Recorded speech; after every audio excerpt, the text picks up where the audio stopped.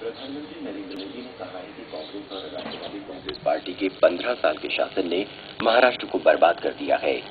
मुंबई में कल शाम महालक्ष्मी रेसकोर्स मैदान में चुनाव सभा को संबोधित करते हुए श्री मोदी ने कहा कि कांग्रेस एनसीपी सरकार के राज में भ्रष्टाचार, लूट, जातिवाद और क्षेत्रवाद फैला। भारतीय जनता पार्टी मुंबई और महाराष्ट्र को ऐसे लोगों और के सहारे नहीं छोड़ सकती। श्री मोदी ने कहा कि मुंबई देश की वित्तीय राजधानी है और इसको होने वाला नुकसान देश का नुकसान माना जाता है। इसी तरह महाराष्ट्र का नुकसान भी देश का नुकसान है। भाजपा ऐसे हालात बदलना चाहती है।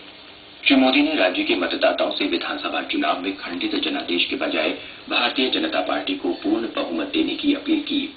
प्रधानमंत्री ने जनता को भरोसा दिलाया कि वो राज्य का विकास करेंगे ताकि महाराष्ट्र इस दृष्टि से अपना पहला स्थान फिर हासिल कर सके। उन्होंने लोगों को याद दिलाया कि देश में होने वाले ज्यादातर आतंकी हमले मुंबई से हुए। यह देखकर दुख होता है कि लोग 15 वर्ष से न्याय की प्रतीक्षा कर रहे हैं। उन्होंने कहा कि उत्तर प्रदेश के बाद महाराष्ट्र में ज्यादा सांप्रदायिक दंगे हुए। बीड और औरंगाबाद की रैलियों की तरह प्रधानमंत्री ने मुंबई की रैली में भी न तो शिवसेना का नाम लिया और न ही उसकी आलोचना की। हरियाणा में विधानसभा चुनाव के लिए प्रचार में तेजी आ गई है। प्रधानमंत्री नरेंद्र मोदी और कांग्रेस अध्यक्ष सोनिया गांधी ने कल राज्य में चुनाव प्रचार शुरू किया। कांग्रेस अध्यक्ष सोनिया गांधी ने हरियाणा में बेगम से अपनी पार्टी के चुनाव प्रचार की शुरुआत की। उन्होंने भारतीय जनता पार्टी पर आरोप लगाया कि वो यूपीए सरकार द्वारा बनाई गई नीतियों का श्रेय ले रही है। श्रीमती गांधी ने भाजपा से पूछा कि सत्ता में आने के 100 दिन के अंदर विदेशों में बैंकों में जमा काला धन वापस लाने के उसके वायदे का क्या हुआ। उन्होंने कहा कि लोगों की भावनाओं में नहीं रहना चाहिए और झूठे वायदों से गुमराह नहीं होना चाहिए। कांग्रेस अध्यक्ष सोनिया गांधी द्वारा राष्ट्रीय जनतांत्रिक गठबंधन सरकार की आलोचना पर तीखी प्रतिक्रिया व्यक्त करते हुए भारतीय जनता पार्टी ने उनसे पूछा है कि सत्ता में रहने के 10 साल के दौरान यूपीए सरकार ने ईमानदारी से क्या किया। केंद्र में नरेंद्र मोदी सरकार की कुछ उपलब्धियों का उल्लेख करते हुए भाजपा के राष्ट्रीय सचिव सिद्धार्थनाथ सिंह ने एक बयान में कहा कि G20 वार्ताओं के अंतर्गत बैंकों से निजी सूचनाएं साझा करने में पारदर्शिता लाने में नई पहल की गई और काले धन के लिए विशेष जांच दल गठित किया गया। मुख्य निर्वाचन आयुक्त वीएस संपत ने कहा है कि हरियाणा में स्वतंत्र और निष्पक्ष मतदान के लिए पहली बार 5 पुलिस पर्यवेक्षक तैनात किए जाएंगे। राज्य विधानसभा के लिए इस महीने की 15 तारीख को वोट डाले जाएंगे।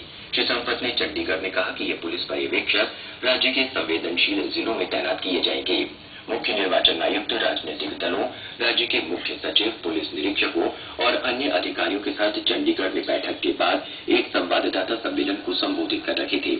उन्होंने कहा कि आयोग ने मतदाताओं की सुविधा के लिए एक बड़ी पहल की है, जिसके अनुसार मतदाता सुबह 7 बजे से शाम 6 बजे तक वोट डाल सकेंगे। सरकार ने डॉक्टरों से कहा है कि वो मधुमेह से पीड़ित आर्थिक रूप से कमजोर बाल रोगियों को मुफ्त में इंसुलिन मुहैया कराए। करीब 75,000 मधुमेह से पीड़ित बाल रोगियों का जिक्र करते हुए केंद्रीय मंत्री जितेंद्र सिंह ने कहा कि इंसुलिन की कीमत के मद्देनजर उम्र भर इलाज कराने में असमर्थ ऐसे बच्चों की ज्यादा संख्या में मौतें हो जाती हैं। श्री सिंह नई दिल्ली में डेनमार्क के एक संस्थान द्वारा आयोजित बच्चों में मधुमेह पर अफ्रीका एशिया सम्मेलन के उद्घाटन सत्र में बोल रहे थे। उन्होंने बच्चों में मधुमेह के इलाज में बेहतर नतीजों के लिए जीवन शैली और खान-पान परिवर्तन पर जोर दिया। केंद्र ने पश्चिम बंगाल में नए आंगनबाड़ी केंद्र खोलने और मौजूदा केंद्रों के आधुनिकीकरण के लिए 24 करोड़ रुपए से अधिक धनराशि आवंटित की है। राज्य के समाज कल्याण मंत्री शशि पांजा ने कोलकाता में ये जानकारी दी। उन्होंने बताया कि राज्य में जल्द ही 320 और आंगनबाड़ी केंद्र खोले जाएंगे और ऐसे 5,000 केंद्रों का आधुनिकीकरण किया जाएगा। चैंपियंस लीग 2020 क्रिकेट के बेंगलोर में खेले गए फाइनल मैच में चेन्नई सुपर किंग्स ने कोलकाता नाइट राइडर्स को 8 विकेट से हरा दिया है। जीत के लिए 181 रन के लक्ष्य की जरूरत थी। सुरेश रैना के 62 गेंदों में 6 चौकों और 8 छक्कों की मदद से 109 रन की बदौलत चेन्नई सुपर किंग्स ने 9 गेंद शेष रहते मैच जीत लिया। रैना अंतर्राष्ट्रीय 2020 आईपीएल और चैंपियंस लीग 2020 मैचों में शतक बनाने वाले एकमात्र खिलाड़ी बन गए हैं। रैना को मैन ऑफ द सीरीज और पवन नेगी को मैन ऑफ द मैच घोषित किया गया। चेन्नई सुपर किंग्स ने ये ट्रॉफी दूसरी बार जीती है। इसके साथ ही ये समाचार बुलेटिन समाप्त हुआ।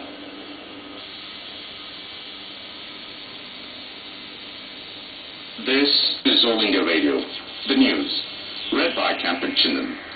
Prime Minister Narendra Modi has said that 15-year rule of Congress and NCP has destroyed the Maharashtra. Addressing an election rally at Mahalakshmi Racecourse ground in Mumbai last evening, Mr. Modi said that Congress-NCP government was only about corruption, extortion, casteism and regionalism, and BJP cannot leave Maharashtra and Mumbai at the mercy of such people and rulers.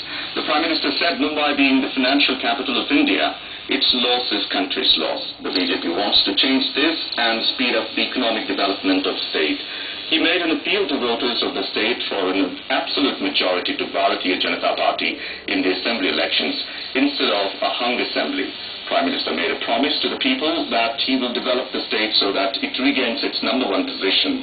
Reminding the people that most terror attacks in the country took place in Mumbai, the Prime Minister said it was sad that people are awaiting justice for 15 years. He said after UP, most communal riots take place in Maharashtra. Like in Bhind and Aurangabad rallies, the Prime Minister in his 1-hour speech did not name Shiv Sena nor did criticize it. Congress President Sonia Gandhi also launched her party's campaign in Haryana from Meham yesterday. In a blistering attack, Mrs. Gandhi charged BJP for taking credit for policies framed by the UPA government. She said BJP is trying to show as if things are happening only after they came to power.